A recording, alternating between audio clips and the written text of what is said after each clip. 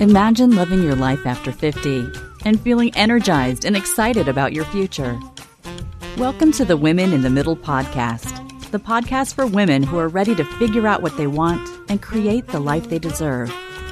Here's your host and master certified life coach, Susie Rosenstein.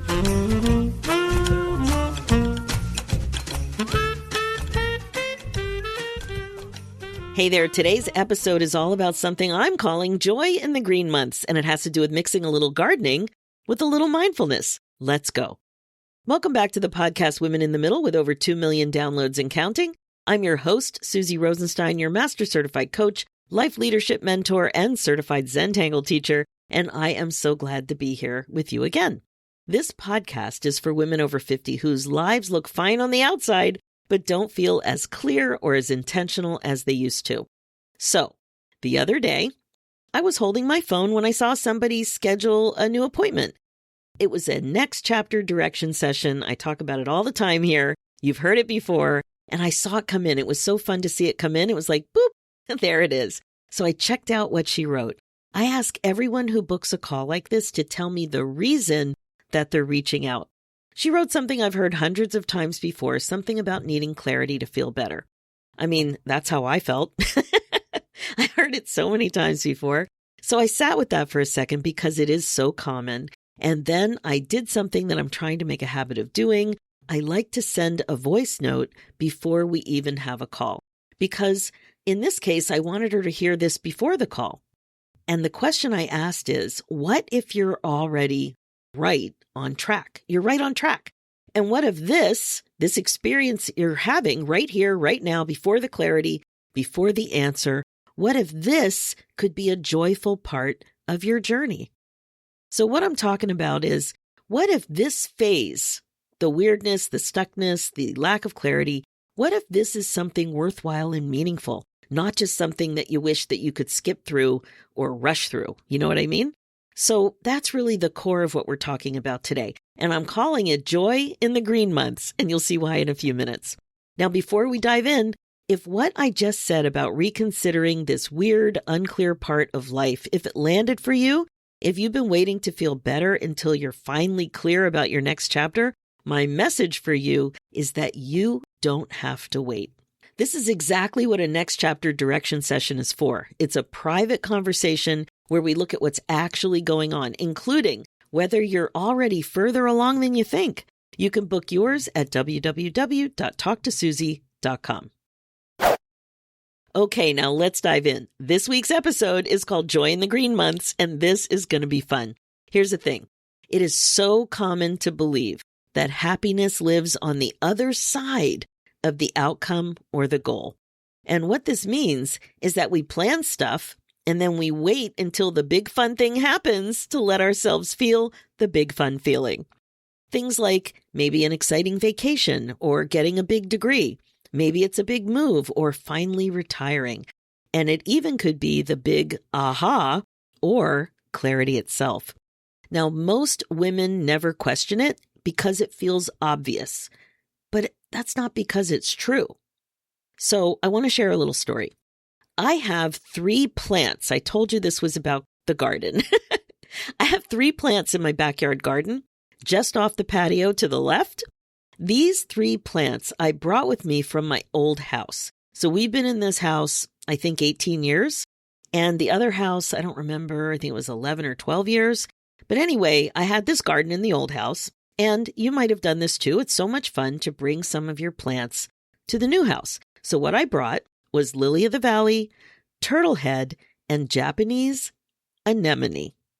So the Japanese anemone is one of my favorites. I love how delicate the flower is. It's so pretty. It's light pink. And I find the shape of the flowers really appealing too. So the thing is, it doesn't bloom for most of the summer. It's just green leaves, nothing else for months. You have to wait until late August for the flower. So I know it's coming. I see it every time I'm in the garden, a bunch of leaves next to the bird bath. I think about it. I'm not annoyed or anything, but I know it's just plain old green clump of leaves with no flower action. So I recognize that it's there doing its thing, but it's flowerless for most of the summer. But think about it. If I only got joy from the blooms or the blooming phase, I'd be missing almost the entire life of the plant. Here's something I really want you to appreciate. The Japanese anemone has something you don't really have. It pretty much has a guarantee. Now, of course, there could be frost from hell or some crazy event that takes out my whole garden, but it's pretty reliable that it will bloom every August. I don't have to think about it. I don't need to decide anything. I can talk about it without much hesitation. It's not risking anything to watch it and appreciate it.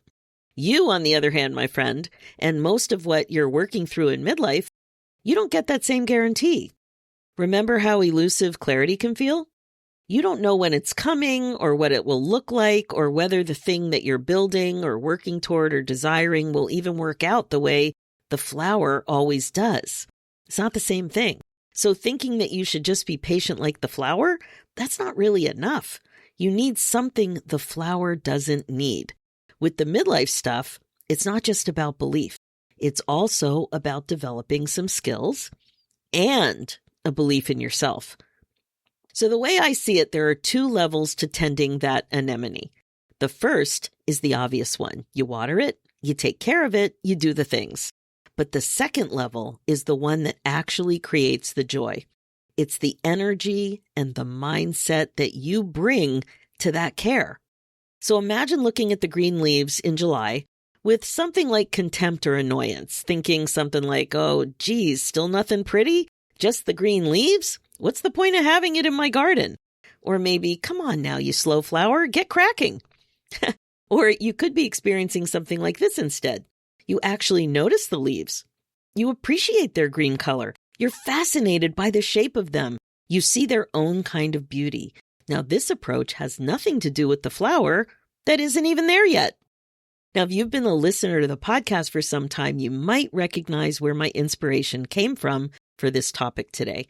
It's from Tom Sterner's book, The Practicing Mind. Now, I'll put a link to the book and to the episode where I interviewed him in the show notes.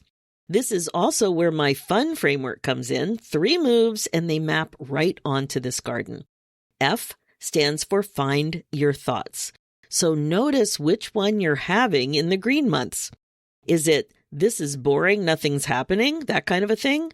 Or something closer to appreciation and gratitude? Same plant, same July, the only variable is the thought. U stands for understand what you want, not just the bloom. I'm talking about the experience. So decide on purpose that you might want anticipation to feel like something good, not something to endure. And then we have N, that stands for nurture your commitment to yourself. Now this one's simple, even if it doesn't feel that way at first. It's the same tending to the garden that you're already doing, the watering, the care, but it's done on purpose with intention instead of on autopilot. So same actions, different mindset behind them. That's the whole shift. Now let's keep going and amplify the green. I've talked about the concept of amplification before, especially in episode 283. Now, if you want to go back, you'll hear about David Letterman-inspired tradition that I do every New Year's called the Top 10 Days. In that episode, I talked about being able to feel a great moment coming on, like you feel it in the moment coming on, and you lean into it on purpose to blow it up, to make it even bigger, to amplify it. It's like realizing a top 10 day of the year in real time and making it even better. So with amplifying the green, it's the same muscle, but it's a little different.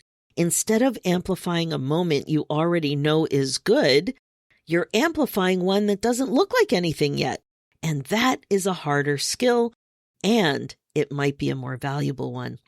So back to the next chapter direction session that came in and the voice note I sent before we even talked.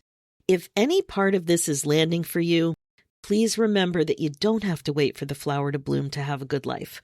You're allowed to find real joy in the green months, not fake joy, not forced positivity, but, actually appreciate what's going on. Have appreciation for where you are, tended well, on purpose.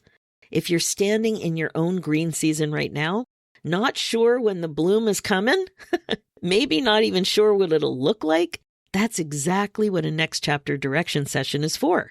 And you can book yours at www.talktosusie.com.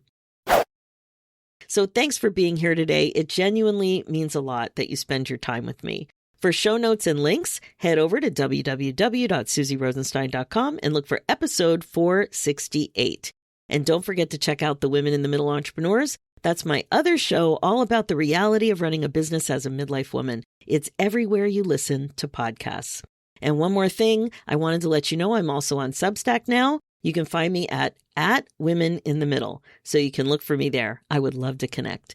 As always, being the queen of your brain domain is still the best way to be. It's time to put yourself first, one thought at a time. Thanks so much for listening, and I'll talk to you next week.